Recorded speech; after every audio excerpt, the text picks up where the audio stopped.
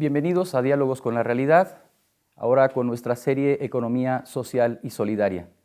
Tengo el enorme gusto de acompañar en este día a Juan Manuel Martínez Dubier, a Juan Ignacio Latorre, ambos académicos muy destacados, pero además que han sabido combinar su labor de investigadores, de académicos en las universidades, uno chileno, otro mexicano, con una intensa labor de promoción, de acompañamiento a organizaciones de la sociedad civil en la promoción de un paradigma, diríamos, de un nuevo campo de acción que se pretende alternativo al contexto que vivimos, a las perspectivas que hoy día parecen marcar el derrotero de nuestros países. Entonces, esta mañana estaremos para conversar con ellos sobre su experiencia, sobre sus propuestas, sobre sus experiencias. Pues bienvenidos, Juan Ignacio, Juan Manuel, a esta nuestra serie. Antes que nada, quisiera que conversáramos un poco dónde estamos situados. América Latina parece estar en lo que podría ser un momento de una nueva transición, después de poco más de 30 años de que en el Cono Sur se dio fin a una larga noche de dictaduras militares, de antidemocracia, de represión, que en Centroamérica finalizaron movimientos insurgentes, por ejemplo, que intentaron plantear nuevas posibilidades de desarrollo, de democracia, etcétera, a 12 años en los que, por supuesto, en el caso del Cono Sur también se han venido ensayando experiencias democráticas muy interesantes con gobiernos que hemos llamado de signo progresista. A unos pocos años estar atravesando una tremenda crisis económica que ha tenido un impacto severo, tal vez menor en América Latina, igual ustedes nos comentarán un poco más de eso. ¿Dónde estamos parados ahora? Porque pareciera que estamos en un momento de un cierto desencanto, de tendencias que parecen ominosas de pronto, de una cierta regresión. ¿Dónde estamos parados hoy en América Latina? Bueno, sí, yo creo que mi opinión es que el modelo económico en América Latina no ha variado mucho en las últimas décadas. De hecho, ese es el debate, esa es la contradicción, incluso al interior de los gobiernos progresistas, ¿no? Donde se habla de la reprimarización de la economía latinoamericana. Digamos, estamos viviendo nuestras materias primas sin valor agregado, expuestos, digamos, a todas las crisis internacionales también, ¿no? En esta inserción global. Entonces, de alguna manera, claro, el cambio político, de giro político de algunos gobiernos progresistas que apuntaron a políticas más bien de inclusión social, ¿no? De intentar disminuir las desigualdades, pero no tocaron la matriz productiva y no tocaron el modelo económico. Entonces, claro, mi impresión es que en estos años de agotamiento de ciertos discursos, ciertas retóricas, ¿no? Acompañadas también de corrupción, el tema del déficit democrático, o sea, tú decías, claro, hace 30 años se terminaron las dictaduras, empezamos un inicio democrático, pero todos los estudios del PNUD, por ejemplo, hablan de un déficit en la calidad democrática en nuestros países, digamos, ¿no?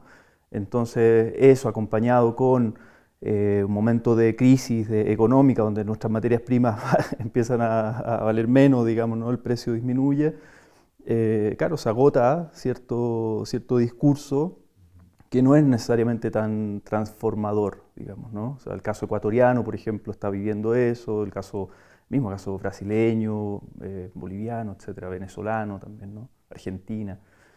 Chile, en mi país, ha seguido una continuidad de una política neoliberal, o sea, ahí no ha habido un intento ni siquiera en la retórica de transformación, sino que más en la línea de seguir administrando el modelo con mayor inclusión social, un poquito más de inclusión social que disminuya la pobreza, pero la desigualdad no ha disminuido, digamos, es más, ha aumentado los niveles de desigualdad. Bueno, México también ha estado en un proceso de transición que hemos llamado la democracia, y sin embargo el signo ha sido incluso distinto, ¿no? Por no decir peor. Totalmente peor. Yo creo que, coincido con Juan Ignacio, en México, y si me atrevo a decir un poco Norteamérica, pues igual ha mantenido una línea que, si bien tuvo una promesa en México de una transición democrática con el cambio de partidos, en lo económico no ha tenido ninguna transición, incluso hasta en lo tan palpable que puede ser que los cuadros, las personas con nombre y apellido, en la cuestión de la dirección económica del país no han variado. Me refiero al director el ministro de Hacienda, el director del Banco de México. Esas personas se han mantenido y son las que prácticamente dictan la línea económica. ¿Cuál es esa línea económica? Hace poco que teníamos otro coloquio también latinoamericano, me decía un embajador argentino, ¿cómo es que nuestros países y especialmente México, que tienen todo, absolutamente todo, y no solamente en el trillado tema de los recursos naturales, que eso ya es bastante, sino también una estructura cultural, etcétera, etcétera, teniendo todo, en los 80s renunciamos a tenerlo todo. Y la plataforma productiva se enfocó a ser maquiladores de bienes de consumo en ese momento y más o menos se generó un cierto tipo de industrialización, cierto tipo digo porque no era de bienes de capital, sino de bienes de consumo para la exportación, pues especialmente al polo del norte, ¿no? Con Estados Unidos. Y el asunto se ha agravado porque esa industrialización que podríamos criticar bastante de los 90s, 2000s, ahora se ha deteriorado aún más con el aumento de China, un marco geopolítico y económico distinto, centrales europeas que en algún momento vieron a México como un productor, pues ya ahora tienen Europa del Este como un dotador de esos bienes de consumo, y México ha desmantelado prácticamente esa plataforma semi-industrial, por llamarla de esa forma, y ahora estamos en un modelo prácticamente extractivista. Y un modelo extractivista, además, mal gestionado. En los últimos 2 sexenios hemos tenido, lo dice ahí el informe de la Secretaría de Economía para generar su Plan Nacional de Desarrollo Minero, para poner ese ejemplo, un aumento brutal en la extracción de minerales en nuestro país. Brutal. Generando un superávit comercial que ningún otro rubro de la economía ha tenido. Y sin embargo, y creo que eso puede ir apuntando para nuestro tema de economía social, la concentración de los beneficios expropiados, yo diría, a la nación, porque ahora están en manos de capitales concentradores privados que tienen un superávit comercial, no ayuda a que eso arraigue un poquito a la gente del territorio de alguna manera y genere mejores condiciones de vida. Entonces, en un contexto así dicho rápido, pues creo que lo que hemos tenido es una línea creciente de liberalismo económico y que creo que es consonante con lo que ha pasado en Estados Unidos. Si bien la promesa de Obama de algunos cambios, de democratización, de hacer algunos balances de poderes, ha tenido algunos destellos interesantes, pues al final tampoco el planteamiento ha cambiado mucho.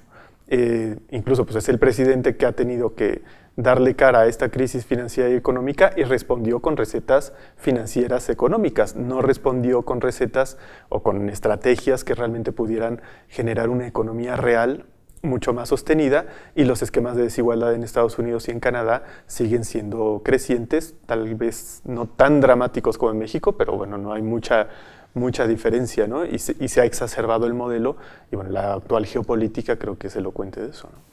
De algún modo, la promesa de la democracia política se agotó al no avanzar a lo que ustedes han denominado una democracia económica, que tiene que ver un poco con la idea que tú nos compartes ahora. ¿Cómo hacer eso? Es decir, ¿qué quiere decir esto de democracia económica?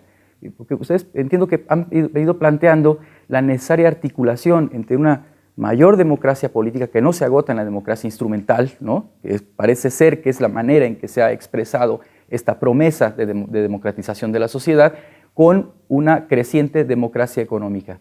¿Cómo abordarlo esto en el contexto que ustedes ahora plantean? Sí, yo creo que hay parto de la convicción de que sin democracia económica no es posible hablar de una democracia política real, ¿no? O sea, yo reivindico el derecho que tenemos los ciudadanos a dotarnos de un sistema económico que nos convenga a los ciudadanos y que queramos los ciudadanos y que lo pactemos, sea un consenso, ¿no? Una mirada de futuro, de largo plazo, de respeto al medio ambiente, a las futuras generaciones, etc. Pero ese es un derecho, ¿no? a deliberar sobre el sistema económico. Claro, nuestros sistemas económicos en América Latina son impuestos desde organismos internacionales, de otras fuerzas. Bueno, eso por un lado, ¿no? Claro, en la democracia política nos llaman a votar cada 4 años por representantes que después se alejan de los representados, que nos dan la espalda, que hacen negocios entre ellos, que representan intereses de otros, digamos, y no de las grandes mayorías que los votaron. Había una privatización en ese caso. Privatización y corrupción, digamos, ¿no? O sea, dice llanamente. Falta de transparencia, etc.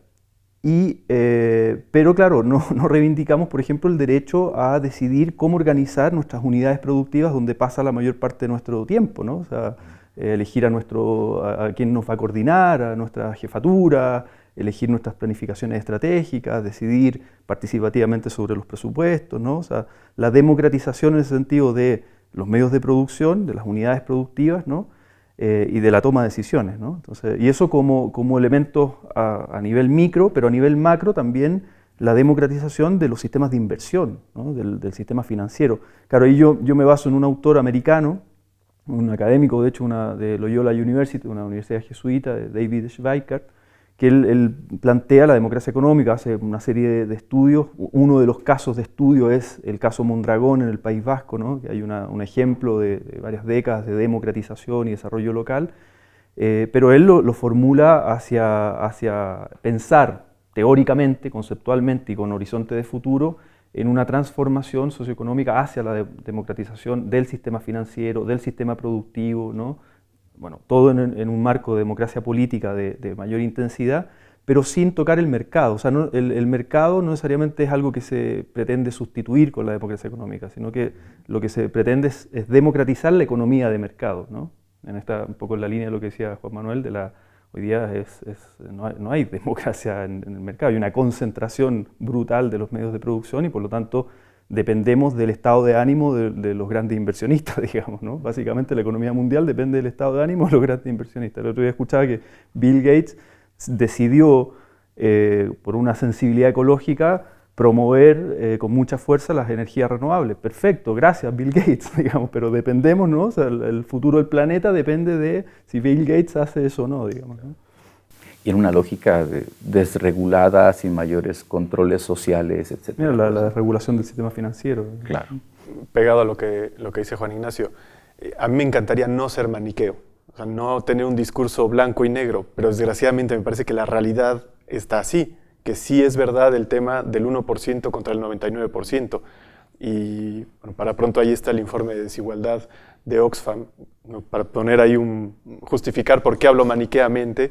Oxfam que nos dice en México que 4 personas han llegado a concentrar arriba del 97%, del 19% del Producto Interno Bruto. 4 personas físicas, una brutalidad. O por ahí unos estudios que indican que la participación en bolsa de valores es solamente del 0.05% de la población y ahí están concentrados el 47% de los recursos. Bueno, dicho eso, para justificar mi postura, bueno, no postura, sino lectura de blanco y negro, creo que hay un discurso dominante y otros discursos. Y el discurso dominante integra también una versión de la democracia económica. Y me parece que es una pantomima, y confunden democracia económica con competencia libre.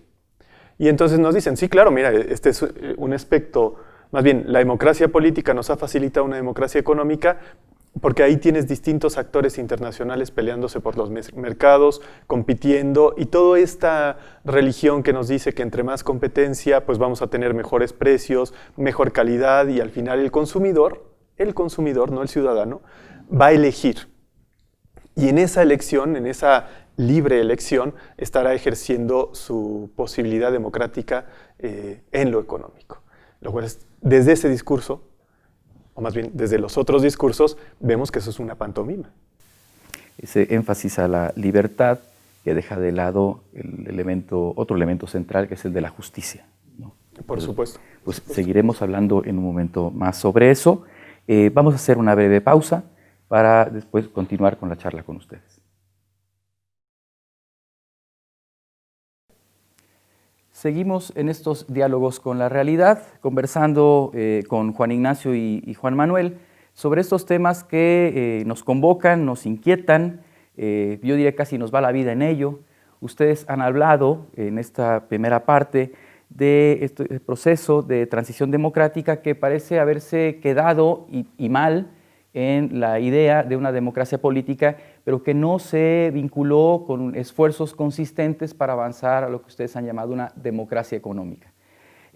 Han trabajado desde la universidad, pero fuertemente en una vinculación con muy diversos actores sociales en torno a un paradigma que de algún modo podría aterrizar esta idea, de manera mucho más consistente tal vez, esta idea de democracia económica, que ustedes han llamado economía social y que muchos otros están planteando desde esa perspectiva de la economía social.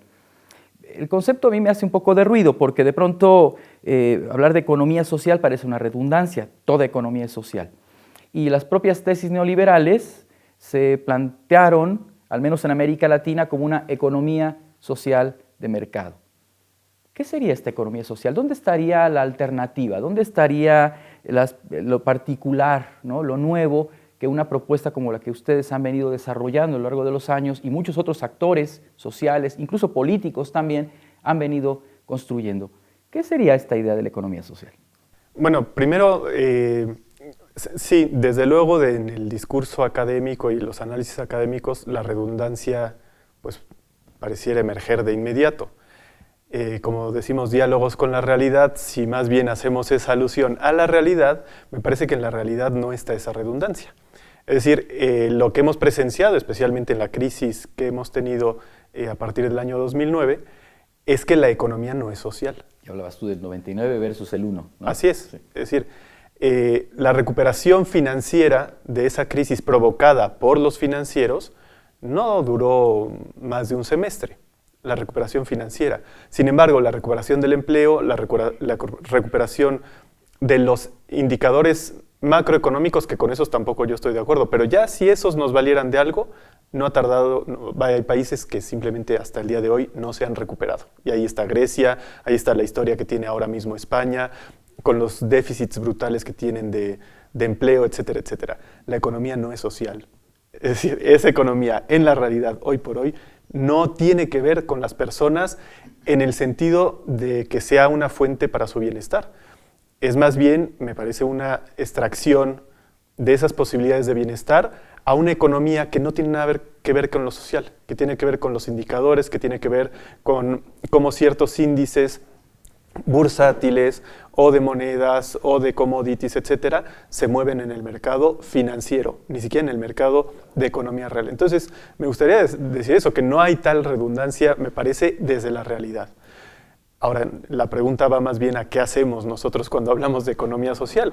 Tiene que ver con que, bueno, lo que ya planteamos en el primer bloque, y eventualmente sí, mejor tendríamos que hablar de democracia económica, pero es, si vemos tan complicada la transformación política y que eso plantearía un poquito que el cambio de las condiciones humanas tiene que ser de arriba hacia abajo, pues eventualmente, bueno, al menos y bien dices, nos va la vida en ello, lo que creo que Juan Ignacio y yo hacemos todos los días con nuestros equipos, participando, es justamente buscar espacios de transformación donde tenemos acceso a los espacios de transformación.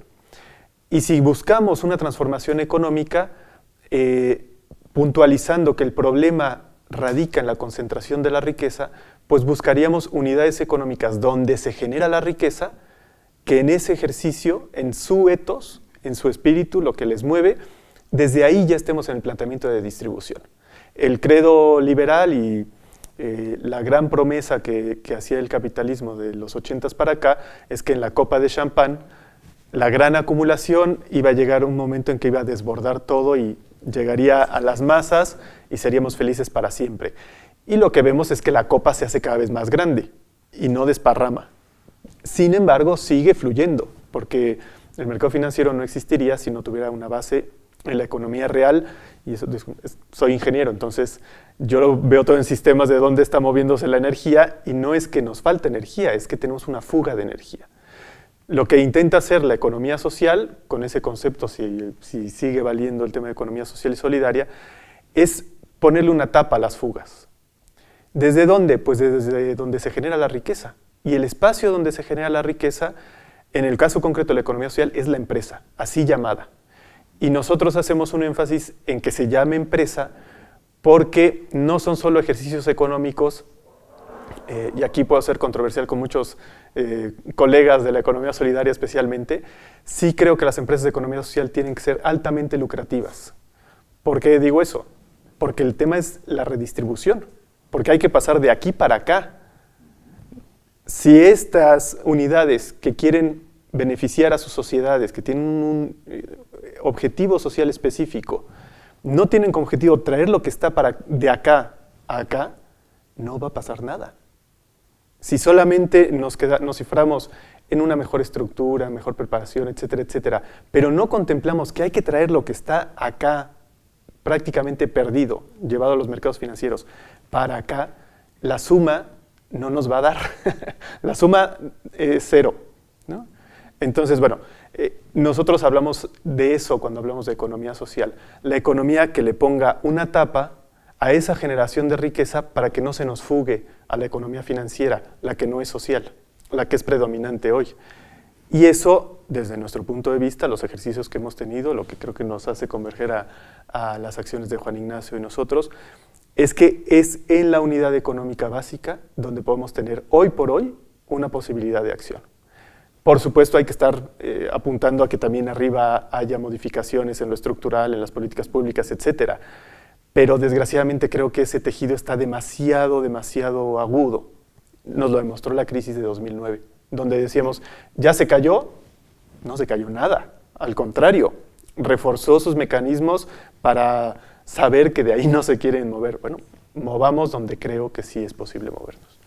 En algún discurso se ha puesto el énfasis cuando se habla del tema de la justicia económica en la distribución, en la redistribución, pero entiendo que se plantea, por supuesto, insistir en esta distribución, pero que esté amparada en la generación de valor. Yo no sé si el concepto de lucro a mí me gustaría mucho, pero poner en valor, generar valor, etcétera, y que tiene que ver con incluso algunos conceptos como el de rentabilidad, mayor capacidad productiva, mayores posibilidades de competitividad. Ya se hablaba, no se trata de destruir el mercado, sino de aprovecharlo y de reformularlo, entiendo. Entonces, es esta ecuación entre mejores condiciones productivas, más capacidades productivas, más capacidad de poner en valor las capacidades del trabajo, los bienes transformables, etcétera, y un ejercicio de redistribución distinto. ¿Es por ahí que va?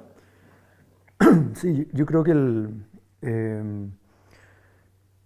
claro, digamos los paradigmas clásicos de políticas públicas redistributivas en el siglo XX era que el mercado y los privados generen riqueza, el Estado recaude impuestos. Y que separaron lo económico de lo social. Exacto, y distribuye, ¿no?, a través de políticas universales. El modelo europeo, básicamente, de Estado de bienestar, que en América Latina quedó ahí trunco y no se desarrolló. Pero ese era como el paradigma, ¿no?, que la máquina funcionaba, digamos, ¿no? Se genera riqueza, el Estado recauda impuestos y después redistribuye a través de políticas públicas. Claro. Desde la economía social, y ahí yo coincido con Juan Manuel, los vascos son muy claros en eso. La gente del País Vasco en Mondragón dice que nosotros queremos generar riqueza, que nuestras empresas generen riqueza, pero para distribuir entre nuestros socios. O sea, tienen que ser empresas de 1.200 trabajadores, empresas cooperativas de trabajo, ¿no?, donde los 1.200 trabajadores son copropietarios de esa empresa y empresas que exportan, que les va bien en el mercado, etcétera, pero que luego redistribuyen internamente, donde ellos fijan un rango de equidad salarial entre el que más gana y el que menos gana, que sea de 1 a 4, 1 a 5, etc. Ahí lo definen democráticamente, ¿no?, y lo van ajustando de acuerdo también a los ciclos del mercado. Ese es un modelo y claro, de alguna manera algunas cooperativas logran eso, ¿no? Muchas cooperativas están simplemente en la subsistencia, digamos, ¿no? Y por lo tanto ahí entran otros valores, la reciprocidad, la ayuda mutua, el acompañarse en la subsistencia, porque de alguna manera el neoliberalismo lo que nos hace es vivir en la precariedad, digamos, ¿no?, a las grandes mayorías estoy hablando. Claro, hay casos excepcionales. A mí me tocó visitar esta semana, gracias a la academia, a las gestiones acá de la Ibero, la Unión de Cooperativas de Tosepan, digamos, acá en Cuetzalan, ¿no? Y es un ejemplo maravilloso de cómo comunidades indígenas generan una red de cooperativas donde ellos se apropian de lo que generan, de la riqueza que generan, y están constantemente innovando y sus productos, producción orgánica, o sea, buscando inserción incluso en los mercados internacionales, comercio justo, qué sé yo, pero todo ese excedente queda ahí, queda en los socios, queda en la comunidad, queda en los miles de familias que viven ahí, que quieren desarrollo local y que resisten a proyectos extractivistas de, qué sé yo, una minera canadiense que quiere insertarse en el territorio y depredarlo, digamos, para beneficio de capitales extranjeros, ¿no? Y destruir todo lo que ahí se ha hecho. Bueno, esas son las contradicciones, ¿no? Entonces, claro, hoy día un Estado, yo reivindico igual el rol del Estado, el Estado social de derecho en el fondo, ¿no? Acá en esto de las retóricas, que tú hablabas del neoliberalismo, se apropió de la economía social de mercado. Por otro lado, los gobiernos progresistas se apropiaron de cierta retórica del buen vivir o del socialismo del siglo XXI, pero en la práctica están implementando políticas de neodesarrollismo extractivista, digamos. Entonces, con la retórica hay que tener ojo, ¿no? Con las definiciones, y hay que indagar un poquito más allá del eslogan. Yo reivindico una noción de Estado social de derechos, en un Estado democrático, digamos, ¿no? que garantice derecho a los ciudadanos, la salud, la educación, la seguridad social, la posibilidad de que el trabajo dispute un porcentaje mayor o que participe, digamos, de los beneficios que genera, ¿no? Negociación colectiva ramal, que todo eso esté regulado, y eso yo reivindico el rol de un Estado social de derechos. Pero creo que ahí la apuesta de la economía social y solidaria es por la democratización de los medios de producción y por lo tanto la apropiación de la riqueza que generan el desarrollo local. Ahora, creo que el límite y el desafío que tenemos en el siglo XXI, en estos años, es el tema ecológico, ¿no? O sea, ahí el límite que nos pone a este crecimiento indefinido, digamos, el crecimiento del PIB per cápita y todo esto, es el límite ecológico, digamos. O sea, ahí a todos los modelos de alguna manera nos hace replantearnos cómo vamos a salir o sea, parte de la crisis es también una crisis ecológica, digamos, ¿no? De algún modo, en muchos sentidos, el modelo de acumulación generó una serie, yo no sé si llamarle externalidades, pero evidentemente impactos. Ya ustedes han señalado de manera contundente los impactos sociales, en términos de desigualdad, de precarización de las condiciones de existencia, etc.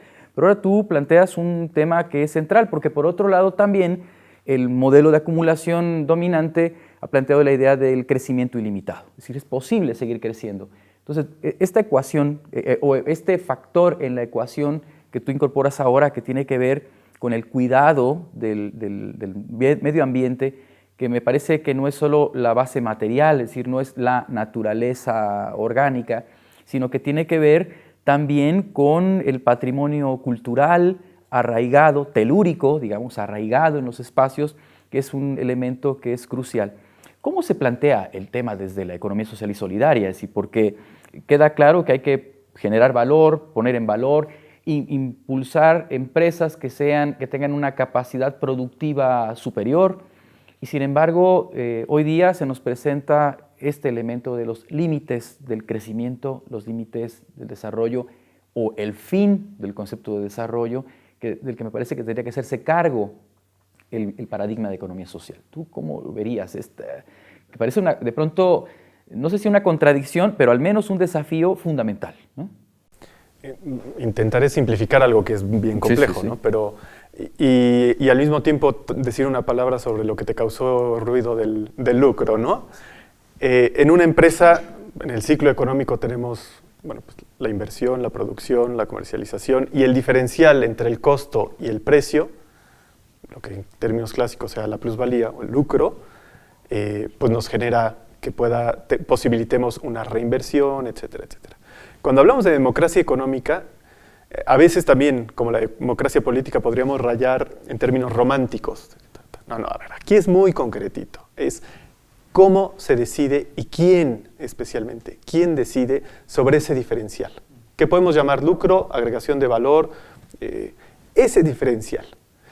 Cuando la estructura empresarial nos dice que son solo unos poquitos los que definen el destino de este diferencial, nos pasa lo que nos pasa. Y ahora voy a lo medioambiental. Es decir, ¿qué nos pasa cuando nos pasa? A diferencia del liberalismo que soñaba Smith y que decía que el gran motor iba a ser la codicia del empresario, porque como quería acumular más, quería ser el más rico, en este ciclo el diferencial lo iba a reinvertir. Si tenía una línea de producción, ahora va a tener 2 líneas de producción, y todos vamos a ser felices porque 2 líneas de producción va a implicar la contratación de otro buen tanto de obreros, otros proveedores, etcétera, etcétera. Pero llegamos a una etapa del capitalismo financiero donde estos poquitos dicen, a ver, este diferencial de 30%, digamos, entre el costo y el precio, lo meto a una segunda línea de producción. Cuando este producto financiero no me da 20% de retorno, 30% de retorno, sino 80% de retorno.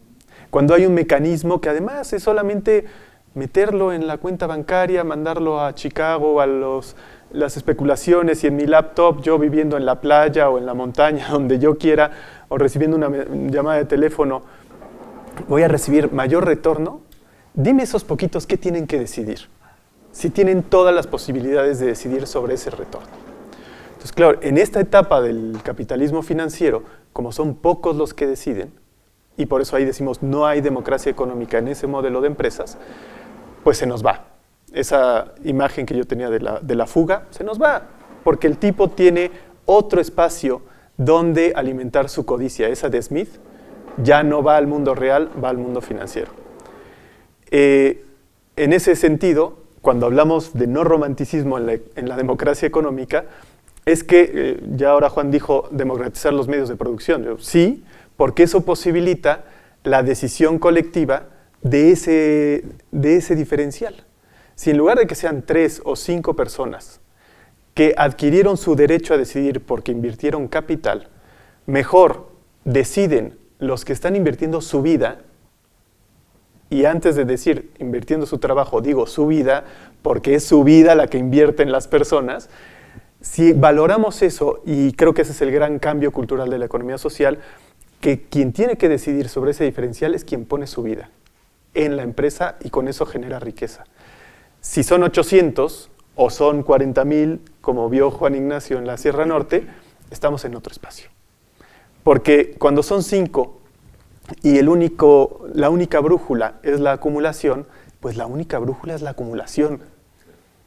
¿Qué me importa? Si tengo mayor retorno, todavía en términos de economía real, de querer seguir produciendo, bueno, si México ya no es rentable, me voy a Honduras, me voy a Laos, me voy a Vietnam. Si todavía piensan en economía real. Si piensan en economía financiera, me voy a la estratosfera. Y por eso tenemos estos escenarios. Por eso creo que la economía social y el planteamiento de democracia económica no es una cosa rosa o qué bonito, no, es muy concreto. ¿Qué hacemos con ese diferencial? Por eso es que digo, sí, estas empresas deben de aspirar a tener esos diferenciales. Por eso digo, ese diferencial es el que hay que traer de aquí para acá, con unas bases sí sociales, a eso llamamos, y ¿para qué es nosotros lo social? Los que ponen, el conjunto de personas que ponen su vida en la generación de la riqueza. Y bueno, no dije nada de lo medioambiental. Pero volveremos después de una pausa, porque parece que este tema de invertir la vida, poner la vida y cuidar la vida va más allá, no solamente de la esfera corporal del individuo, sino que nos habla de la vinculación que este individuo o este grupo social tiene con su entorno y sus condiciones materiales. Pero volveremos después de una pausa a seguir conversando del tema.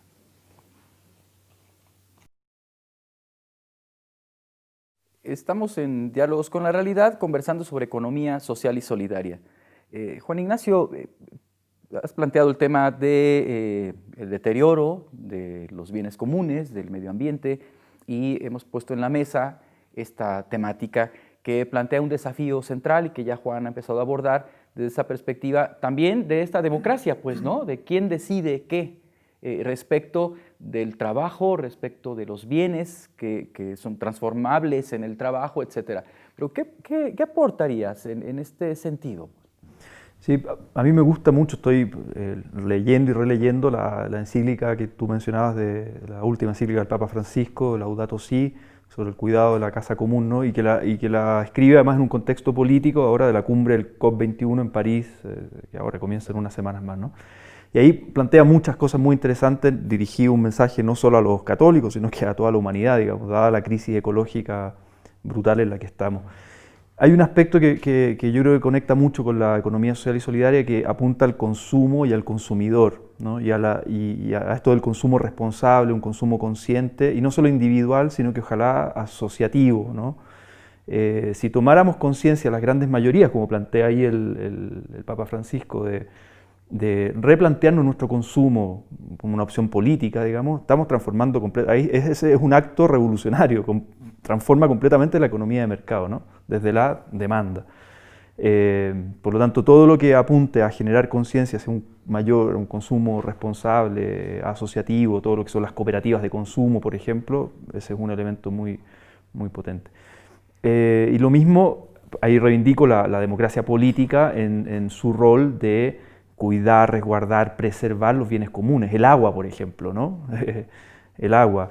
La gran minería, lo vivimos en Chile con la gran minería del cobre, pero replicable a otras realidades mineras, necesita mucha agua. Entonces la pregunta ahí es, el agua para la vida, para el desarrollo, por ejemplo, de la agricultura familiar campesina o de la realidad que vimos, que comentábamos de Tosepan, o agua para la gran minería, que como explicaba muy bien Juan Manuel, eso va a redundar en una mayor acumulación capitalista, financiera, en mercado internacional. O sea, aquí estamos en una contradicción que es brutal y que se acrecienta cada vez más, ¿no? O sea, los bienes comunes para la vida de las grandes mayorías de las futuras generaciones, o bienes individuales, bienes de consumo para la acumulación capitalista de unos pocos. Ahí está la contradicción, y que mi propuesta es que salgamos de esta crisis de manera civilizada y no violenta, digamos, ¿no? Porque la alternativa es, claro, que venga aquí una dictadura ecologista, por ejemplo, ¿no? Una dictadura ecologista, o una democratización, una toma de conciencia, una evolución de los seres humanos hacia formas de vida sostenibles, digamos, ¿no? Ahora, pero eso tiene que ver, por un lado, con, como ya lo apuntaba Juan Manuel, a quién toma las decisiones sobre en dónde invertir la vida, a qué invertir la vida. Pero tiene que ver también con capacidades, es decir, en esta sociedad que se llama del conocimiento, un desafío como este mayúsculo que implica mayor capacidad productiva y puesta en valor, una mayor capacidad distributiva de los recursos que se generan, de la riqueza generada por el trabajo y la transformación de los recursos, y frente a la necesidad de, al mismo tiempo, cuidar la sostenibilidad, digamos, ¿no? la racionalidad desde una perspectiva de austeridad de estos bienes comunes sobre los que tenemos que decidir. Esto implica inversión de conocimiento también, de capacidades técnicas, y ahí me parece que, y ustedes me lo podrán decir, pueden jugar un papel crucial, o deberían jugar un papel crucial, las universidades, los centros de investigación, etcétera, que hemos sido los académicos señalados por nuestro distanciamiento, pues, frente a estos aspectos de la realidad, porque Juan apuntaba, no solamente esta economía y estos empresarios toman distancia de la realidad real, sino también quienes trabajamos en el mundo académico hemos sido señalados por lo mismo, pues, ¿no? Por esa distancia que parece haber entre el discurso académico, la producción científica y la inversión necesaria de conocimiento útil a esos procesos que hemos señalado. ¿Cuál sería ese papel que la universidad puede jugar en este nuevo paradigma, pues, ¿no? Bueno, entrada en esta línea de las distancias de lo académico, sí, tomamos distancia de la realidad real y al mismo tiempo no. Es decir, en el mismo mal funcionamiento del mecanismo social de nuestros tiempos, y cuando digo social involucra todo lo humano, pues, creo que bueno, el mecanismo de funcionamiento es que todo se ha vuelto mercancía. Y también las personas, esencialmente las personas, y ahí es donde está el rompimiento de paradigma, la propuesta de la economía social en que las personas no somos mercancía. Pero creo que desgraciadamente las universidades no hemos tomado distancia y nos hemos sumado a esa ideología en la que las universidades pareciera que tenemos que hacer las piezas de recambio para de mercancías. Entonces, a mí me duele mucho cuando estudiantes nuestros nos dicen, bueno, yo quería estudiar historia, pero mi papá me dijo que de eso me iba a morir de hambre porque no hay mercado. Por eso estoy estudiando, bueno, tal cosa administrativa, contable, ingeniería industrial, ¿no? Como yo soy ingeniero industrial. Esa mercantilización de la persona, creo que las universidades hemos contribuido, sin tomar distancia, a enfatizar. ¿Qué tenemos que hacer las universidades? Pues hacer lo contrario. Que aquí no solamente, por supuesto, el saber, pero creo que a como están las cosas, tenemos que producir el saber y no forzosamente en la investigación pensada, ¿no? en paradigmas habituales de documentarse, hacer bases de datos, hacer la soledad entrevista. del cubículo de la oficina. Exacto. Y si acaso ir a campo y decir, bueno, ¿y usted cómo hace democracia económica? No, las universidades tenemos, me parece hoy por hoy, la obligación moral, porque tenemos una autoridad moral en las sociedades, tenemos la obligación moral de generar aquí también mecanismos de democracia económica. Bueno, lo digo como en lo que vivimos aquí en la Ibero de Puebla, tenemos un laboratorio de innovación económica y social que quiere hacer eso. Estar provocando, aliarse con otros para generar otros mecanismos de transformación social, pero que tienen la base económica. O al revés, mecanismos económicos, pero que tienen que estar viendo lo social y hacer esos circuitos virtuosos que después podamos visibilizar y esa sea la transmisión de conocimiento que podamos hacer, un conocimiento empírico, o sea, basado en la práctica propia. También, bueno, a Tosepa no tenemos mucho que decirle, sí tenemos eventualmente mucho que aportar en lo que tú ya decías también, como movilizar la energía universitaria en la técnica. Un ejemplo de eso es por lo que tenemos nosotros de la red, que estamos unidos a la red de Fab Labs, Fabrications Labs, que hace que la tecnología se democratice y pueda estar en espacios que en los esquemas de acumulación de capital serían impensables que esa tecnología estuviera. Bueno, estamos uniéndonos a esas dinámicas sí crecientes, yo creo que no todo es negro, creo que hay ventanas de luz interesante, dinámicas crecientes de democratización de la tecnología, democratización de las innovaciones sociales, de la manera de organizarse, de autoproveerse servicios y productos de la sociedad. Creo que esa es una gran labor que tenemos en la universidad.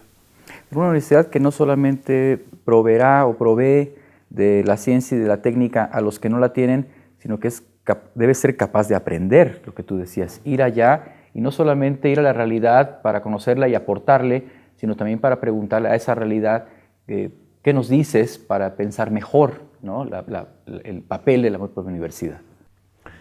Sí, yo creo que las universidades han formado parte de este paradigma racional, mercantil, digamos, y hay unos incentivos muy perversos, ¿no?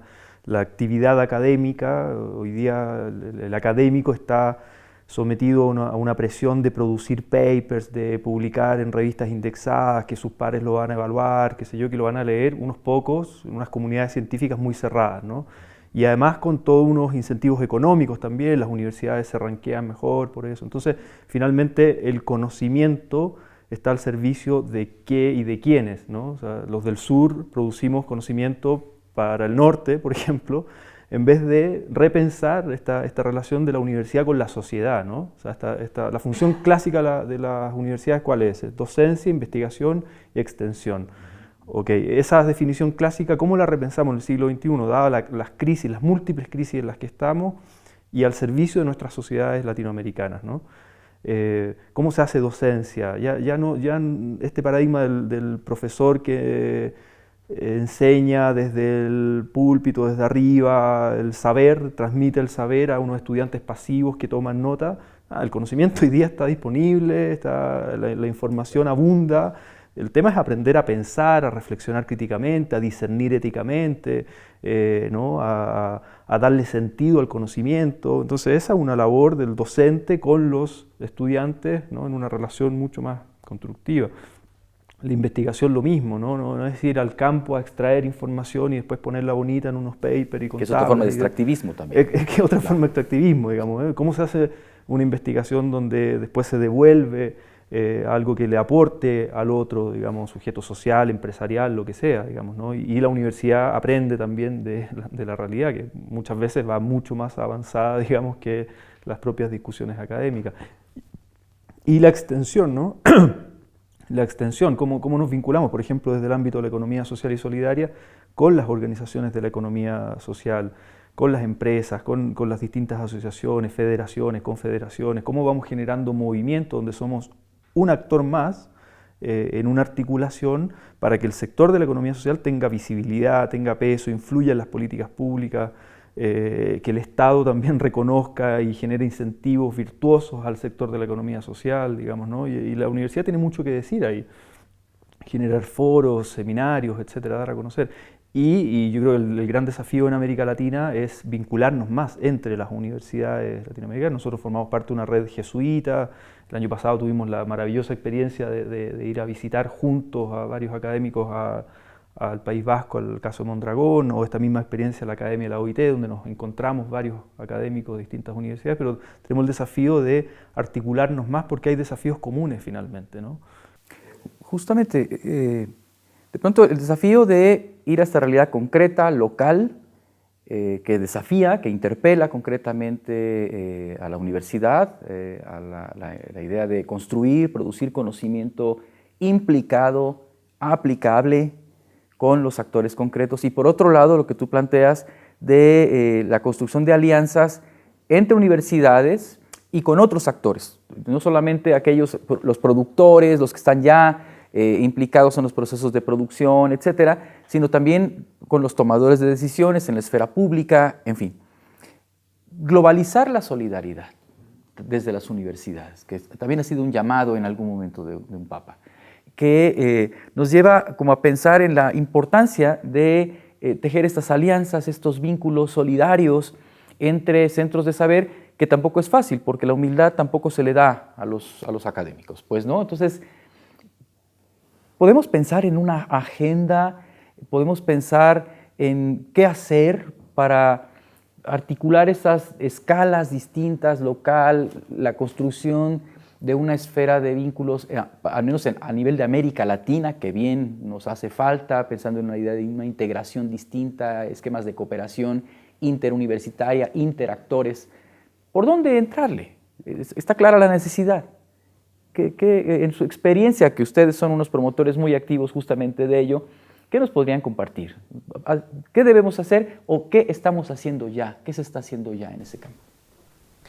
Bueno, yo creo que la solidaridad y la globalización de la solidaridad tiene que ser ¿de qué solidaridad? Y no tiene que ser una solidaridad, digamos, lastimera, en que la universidad haga poquito y, bueno, intente decir, bueno, perdón, grandes mayorías, ay, qué mal que están así, ¿no? Tiene que ser una solidaridad mucho más agresiva, tiene que ser mucho más sensata, tiene que ser mucho más informada, tiene que ser mucho más seria en términos de que esos grandes mecanismos que todos estamos descubriendo y que pueden servir, los pongamos con toda la energía disponible de la universidad para realizarlo.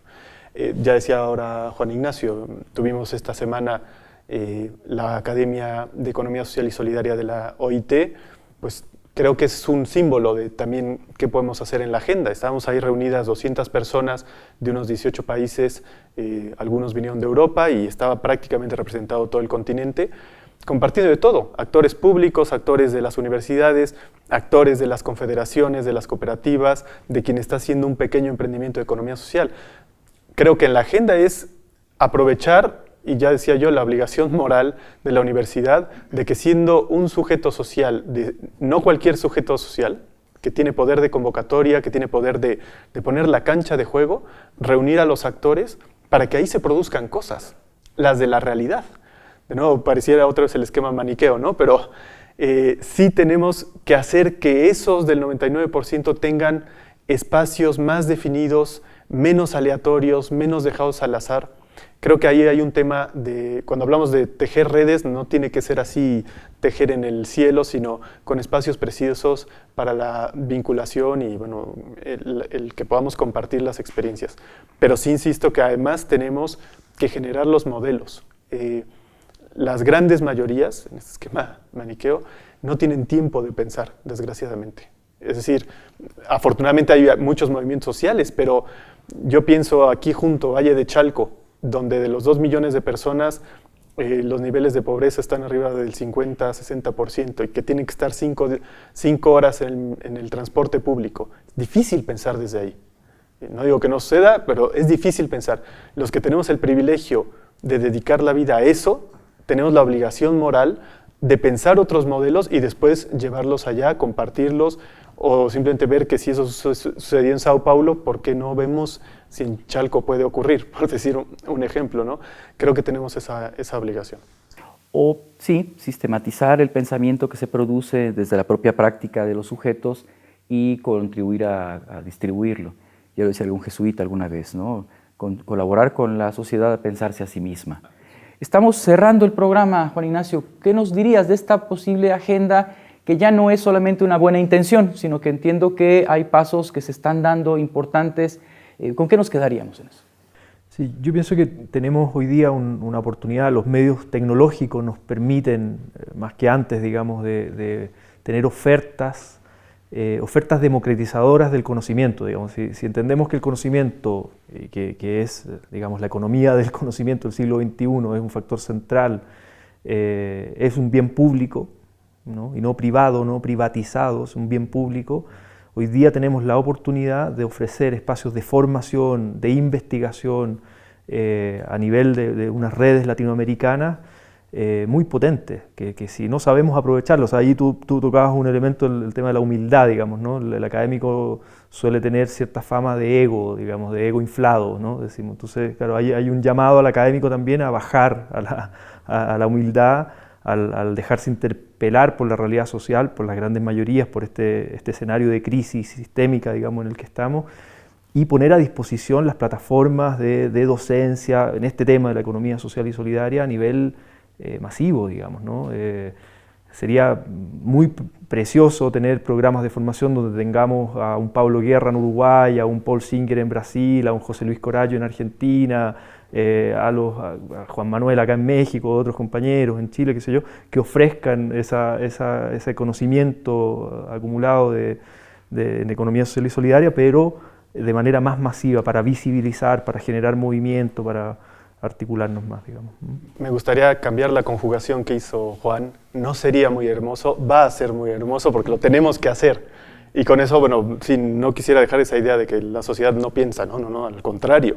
Nosotros tenemos, lo que acaba de decir, ponernos en el sitio de humildad, de ubicarnos como nodo, de que los actores reales están allá, pero por sus propias condiciones eventualmente nosotros podemos dar un servicio de sistematizar esas experiencias y sí, desde plataformas a veces con intelectuales, pero especialmente con los actores del terreno, poder dar una propuesta más clara de la economía social. Un diálogo difícil, pero necesario en estos tiempos que corren.